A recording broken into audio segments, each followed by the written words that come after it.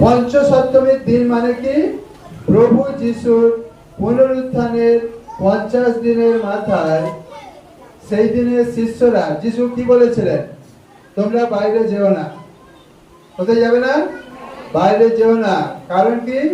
বলছে যতক্ষণ না তোমাদের মধ্যে পবিত্র আত্মা আসবে ততক্ষণ তোমরা কিছুই করতে পারো না।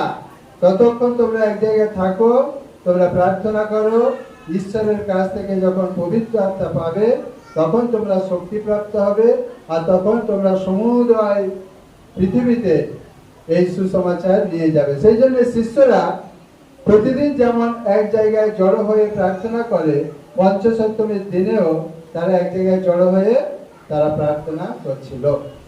হঠাৎ কি হলো? পবিত্র আত্মা তাদের মধ্যে অবতীর্ণ হলো।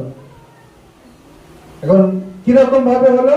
বললো অগ্নিবৎ, জিহ্বার ন্যায় তাদের উপরে আসলো এবং প্রচন্ড শব্দবৎ।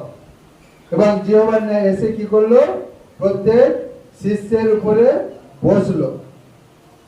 এই যে বসলো বললে, বসা বলতে আমরা কিরকম বুঝি? আপনারা যেরকম বসে আছে, হ্যাঁ কি না? কিন্তু পবিত্র আত্মা তাদের মধ্যে বসলো মানে কি? তাদের মধ্যে প্রবেশ করলো।